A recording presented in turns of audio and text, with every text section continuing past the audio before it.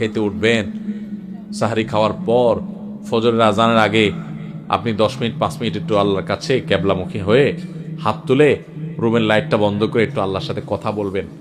মানুষের সাথে বহুত কথা বলছেন, আল্লাহর সাথে একটু কথা বলে দেখেন। আল্লাহর সাথে কথা বলার স্বাদ আছে ভাই, অনেকে জীবনে একবারও এই স্বাদ পান নাই। একটু কথা বলে দেখেন, ভোর রাতে সাহারি খেতে উঠলে 10টা মিনিট একটু হাত তুলে কথা বলেন। কিভাবে কথা বলবেন? কথা বলবেন এইভাবে, ও আল্লাহ, কত গুনাহ আমি করেছি, কত পাপাচার আমি করেছি, মরতে আমার হবে, তোমার কাছে যাওয়া আমার লাগবে আল্লাহ। শয়তানের প্ররোচনা করেছি, এই রমজান মাস তুমি কত মানুষকে মাফ করে দাও। নবী করিম সাল্লাল্লাহু আলাইহি ওয়াসাল্লাম বলেছেন, ওয়ালিল্লাহি উতাকাউ মিনান নার ওয়া যালিকা ফি কুল্লি লাইলা।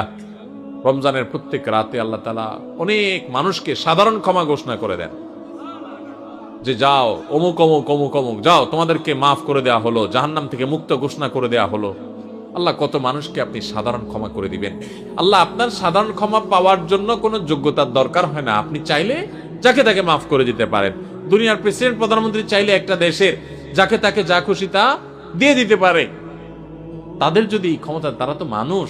আল্লাহ আপনি তো মহান সৃষ্টিকর্তা, আপনি তো চাইলে আমার সব অপরাধগুলো মাফ করে আমাকে ফেরেশতা বানায় ফেলতে পারেন, পারেন না আল্লাহ?